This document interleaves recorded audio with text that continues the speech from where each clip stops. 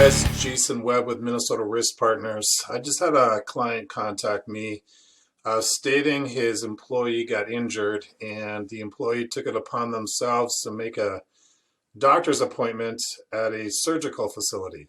And he was asking me if that's the procedure to follow, and no, it is not the procedure to follow. In front of you is the flow diagram that I recommend to most of my clients to implement within their contracting or manufacturing company. And let's just go through it quick. The first thing is the employee gets injured, they need to call the triage line.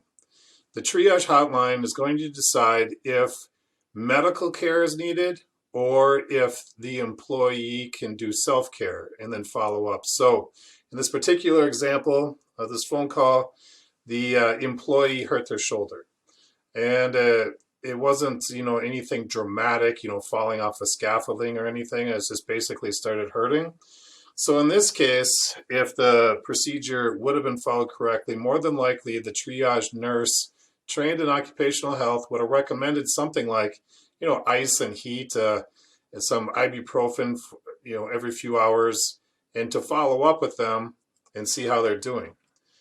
Now, if medical care is warranted, the triage nurse will then tell the injured employee to go to not just any doctor, but one of the occupational medical doctors that's part of the system that we work with.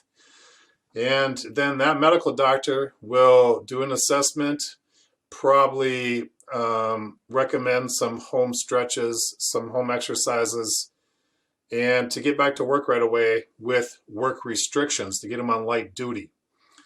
So instead, this injured employee goes to the surgical center, gets a cortisone shot. Now, with the cortisone shot, there's a medical bill. When there's a medical bill, there's a work comp claim. So a work comp claim has to take place. And hopefully we can keep that claim as medical only and not have to pay out any kind of indemnity payments. However, we're supposed to see how it feels in the next 24 hours and then follow up. Now, the follow-up visit, if they have to go in, I recommended that they go to the occupational medical facility that we work with. So again, so they can do the assessment, get them on some work restrictions, get them back to work right away, put them on light duty, and they can do some treatments at home. Now, if this injury doesn't progress and it does warrant surgery or surgical consultation, so be it. But by no means should be that your first step.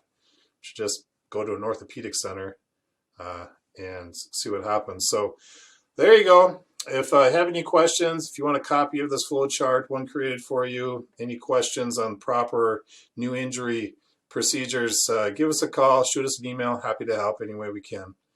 Thanks for listening. Stay safe.